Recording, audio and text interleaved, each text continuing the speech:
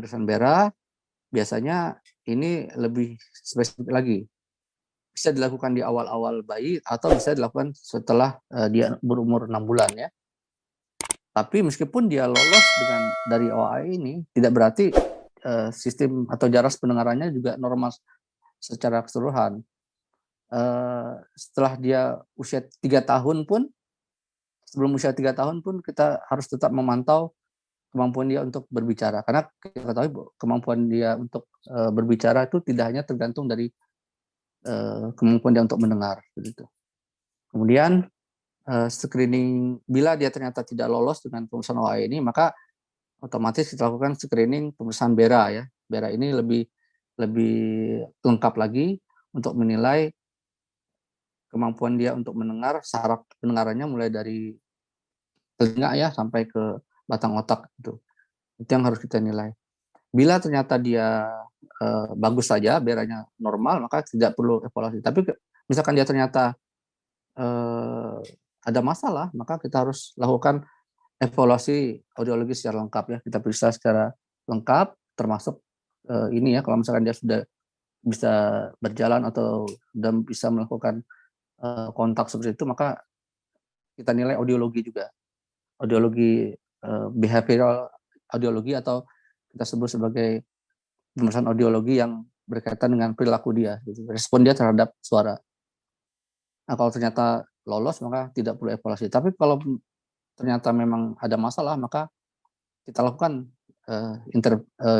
intervensi, baik berupa pemasangan alat bantu dengar atau yang misalkan ternyata gangguan yang berat, maka kita lakukan pemasangan implan koklea. Nah, sama saja dengan di sini ya, misalkan kita lakukan pertama kali adalah pemeriksaan BERA, maka kalau ternyata dia lolos, itu kita tidak perlu lakukan intervensi, kecuali dalam monitoring sebelum usia 3 tahun, ternyata ada masalah, tetap bisa kita ulangi lagi ya. Bagaimana untuk kita menilai kemampuan pendengaran dia dan penilaian yang lain yang mungkin dilakukan oleh dokter spesialis lain, seperti anak, saraf, dan yang lainnya. Ya, slide. Nah, ini mungkin kita lewati saja karena ini sudah spesifik sekali ya. Nah, sebenarnya topik ini kan berkaitan dengan keterlambatan, bagaimana dampak yang timbul bila kita terlambat mendiagnosis gangguan pendengaran. Umumnya ibu atau bapak yang mungkin awam terhadap ini tidak akan pernah meminta tidak akan pernah meminta anaknya untuk dites pendengaran. Biasanya yang terjadi adalah bapak dan ibu datang kalau misalkan ya anaknya ini mengalami gangguan berbicara seperti itu. Jadi siapa yang pertama kali harus menilai ini gangguan pendengaran ini, tentunya adalah tenaga kesehatan ya, apakah bidan, apakah perawat atau dokter ya, dokter spesialis yang pertama kali menerima anak tersebut.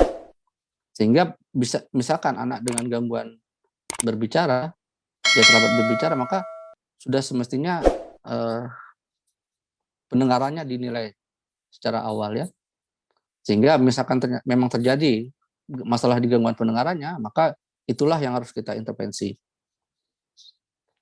Kemudian tentunya misalkan terjadi keterlambatan dalam menilai kemampuan dia mendengar, tentunya akan terlambat juga untuk dilakukan intervensi.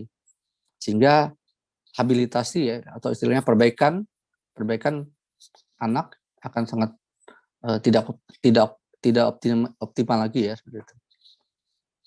Ya, right?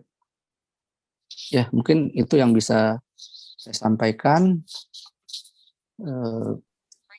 Setelah ini mungkin bisa dilakukan sesi tanya jawab ya dari Bapak dan Ibu. Terima kasih banyak Dr. Alex untuk pemaparannya. Ya. Ya, menarik sekali ya topiknya. Ilmu yang didapat kita makin banyak ya Mbak ya. Iya, jelas. Jadi ini kalau saya perhatikan tadi dari pemaparan dokter, berarti ini peran dari orang tua untuk melakukan pemantauan tumbuh kembang terhadap anak ini sangat penting ya dok ya? Iya, benar. Peran orang tua eh,